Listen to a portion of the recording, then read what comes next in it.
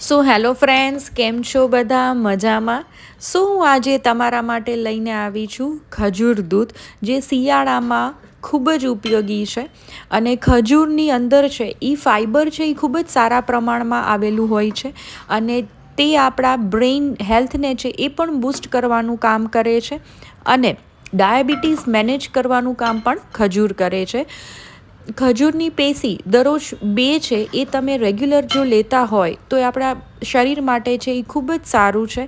અને ખજૂરની અંદર જો દૂધ ભળી જાય તો એક તો એ અમૃત સમાન છે. તો હું મારા ઘરે ખજૂરનું દૂધ છે એ કઈ રીતે પ્રિપેર કરું છું આજે તે જ તમારી સાથે છે એ શેર કરીશ. અને શિયાળામાં છે આ દૂધ ખૂબ જ ફાયદાકારક છે. અને તેની અંદર આપણે બધા જ નટ્સ અને ડ્રાયફ્રૂટ્સ છે એ પણ આપણે એમાં એડ કરેલા છે. તો તેની આખી પ્રોસેસ છે એ આપણે કઈ રીતે કરી છે તો એ આપણે જોઈ લઈએ. તો તેના માટે છે ફૂલ વિડીયો છે એ આપણે તમે જોજો.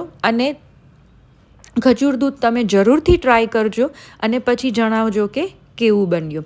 તો ફર્સ્ટ ઓફ ઓલ છે અહીં મારી પાસે 4 નંગ છે એ અખરોટ છે. અત્યારે હું એક બાઉલમાં છે એ ટ્રાન્સફર કરી લઉં છું. ત્યાર પછી મારી પાસે અહીં 6 થી 7 નંગ છે એ બદામ મેં લીધેલી છે, તેને હું છે એ એડ કરી દઉં છું બાઉલમાં. ત્યાર પછી અહીં મારી પાસે ઓટ્સ છે. આ પ્લેન ઓટ્સ છે, જે આપણે રોલ્ડ ઓટ્સ કહીએ છીએ, ફ્લેવરલેસ ઓટ્સ આવે છે. તે મારી પાસે છે અરાઉન્ડ 3 ચમચી જેટલા એ હું એડ કરું છું. અને અહીં મારી પાસે ખસખસ છે, તે પણ છે હું 2 ચમચી જેટલા ખસખસ છે એ એડ કરું છું. ખસખસ છે એ એડ કરવાથી જો નીંદરમાં તકલીફ હોય તો નીંદર છે એ પૂરતા પ્રમાણમાં આવે છે, તો ખસખસ છે એ જરૂરથી એડ કરવા. ત્યાર પછી અહીં મારી પાસે ખજૂર છે, તેમાંથી મેં બી કાઢી લીધા છે અને તેને અરાઉન્ડ મેં 6 થી 7 પેસી જેટલો ખજૂર લીધેલો છે. તેને પણ આપણે આ સ્ટેજે છે એડ કરી દઈએ છીએ. અને હવે આની અંદર છે આપણું જે મિક્સર છે તે ડૂબે એટલું આપણે દૂધ એડ કરી દઈએ છીએ. અને તેને છે આ ખજૂર છે, બદામ અને અખરોટ આ બધું પલળે એટલું આપણે દૂધ એડ કરવાનું છે. અને દૂધ છે એ સેજ થોડુંક ગરમ કરી એટલે એડ કરવાનું છે, જેથી કરીને પલળવામાં છે એ ઝાઝો ટાઈમ ના લાગે. તો તમે જોઈ શકો છો કે તેને પ્રોપર રીતે છે આપણે આ રીતે મિક્સ કરી દઈએ છીએ અને બધી વસ્તુને છે એ પલાળી દઈએ છીએ.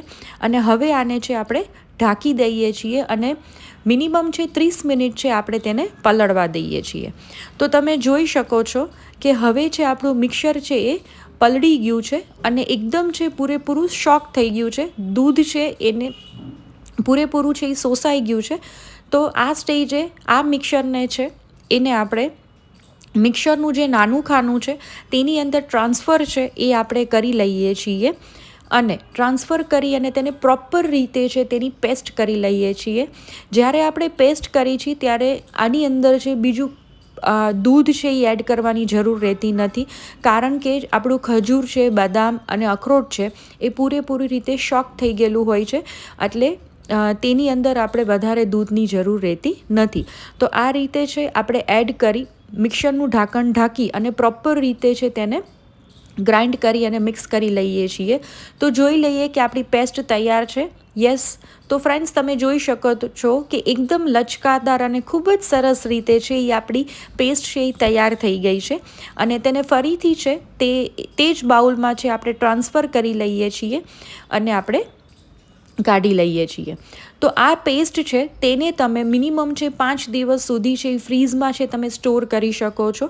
અને તમે જ્યારે દૂધ બનાવવું હોય ત્યારે તમે આ પેસ્ટ છે તેમાં એડ કરી શકો છો. હવે આપણે એક મોટા વાસણમાં છે એ દૂધ છે એ આપણે લઈએ છીએ. તો ફર્સ્ટ ઓફ ઓલ આપણે ગેસની ફ્લેમ છે એ ઓન કરી અને તેને છે એ આપણે દૂધ છે એને ગરમ કરી લઈએ. તો ફ્રેન્ડ્સ, આલમંડ છે એ આપણા બોનને છે એ હાડકાને મજબૂત કરવાનું કામ કરે છે. ત્યાર પછી આપણી ગટ હેલ્થને પણ છે એ ઇમ્પ્રૂવ કરે છે. અને આપણે જે ઓટ્સ લીધા છે એની અંદર છે એ રિચ ઇન એન્ટીઓક્સિડન્ટ છે એ આવેલા હોય છે. એટલે બધી જ જાતના એન્ટીઓક્સિડન્ટ્સ છે એ ઓટ્સમાં છે એ આવેલા હોય છે. ઇવન ફાઈબર પણ આવેલા હોય છે. તો એ આપણા શરીર માટે છે એ ખૂબ જ જરૂરી છે. હવે આ પેસ્ટને છે હું અરાઉન્ડ મેં અત્યારે 1 લીટર જેટલું દૂધ લીધેલું છે, તેની અંદર છે હું આ પેસ્ટને છે એ એડ કરી દઉં છું. અને તેને ફર્સ્ટ ઓફ ઓલ છે એ ફૂલ ગેસની ફ્લેમ ઉપર છે આપણે તેને હલાવતા જઈએ છીએ અને મિક્સ કરતા જઈએ છીએ. અને આની અંદર તમે કોઈ પણ જાતનું દૂધ લઈ શકો છો. ફૂલ ફેટ તમે દૂધ લ્યો તો વધારે સારું, કારણ કે એની ક્રીમીનેસ અને થિકનેસ છે એ સારી આવશે. અને આ રીતે જો તમે ખજૂર દૂધ પ્રિપેર કરો છો તો તેની અંદર છે એ કોઈ લમ્સ નથી રહેતા અને ફાટી જવાની છે જરા બી સંભાવના રહેતી નથી, અને ખૂબ જ સરસ રીતે છે એ આપણું ખજૂર દૂધ છે એ તૈયાર થાય છે. તો ચોક્કસથી ટ્રાય કરવા જેવું ખજૂર દૂધ છે. તમે પણ ટ્રાય કરજો ચોક્કસથી. અને મારી ચેનલને જો સબસ્ક્રાઈબ ના કરી હોય તો સબસ્ક્રાઈબ કરી દેજો. હું તમારા માટે છે આવી અવનવી રેસિપીઝ છે એ લઈને આવતી હોય છું.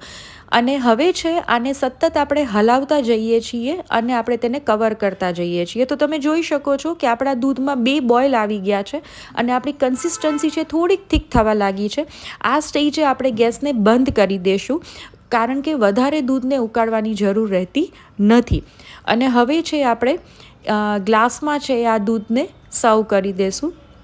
તો તમે જોઈ શકો છો કે ખૂબ જ સરસ એકદમ થીક આપણું દૂધ છે એ તૈયાર છે. તમે આને ગરમ દૂધને છે તે પણ પી શકો છો. શિયાળામાં છે મોસ્ટ ઓફ આપણે ગરમ વસ્તુ પીવાની છે એ આપણે સજેસ્ટ કરતા હોઈએ છીએ, તો તમે એમ બી રીતે લઈ શકો છો. અને જો ઠંડુ કરીને પીવું હોય તો તમને તેને અડધી કલાક માટે ફ્રીઝમાં પણ સેટ કરી અને લઈ શકો છો. અને આની અંદર છે આપણે બધી જાતના છે એ ડ્રાયફ્રૂટ્સ આપણે એડ કરેલા હતા, જેથી કરીને હું ગાર્નિશમાં છે એ વધારે ડ્રાયફ્રૂટ્સ એડ નથી કરતી. છતાં બી છે બદામ છે આપણે 1-2 બદામને છે એ આપણે ગાર્નિશ કરી દઈએ છીએ. અને તો આપણું છે એ ખજૂર દૂધ ખૂબ જ સરસ રીતે છે એ તૈયાર છે. જો તમારી ઘરે કોઈ ગેસ્ટ આવવાના હોય તો પણ તમે આ બનાવી અને સેટ કરીને રાખી દઈ શકો છો. તો થેન્ક યુ.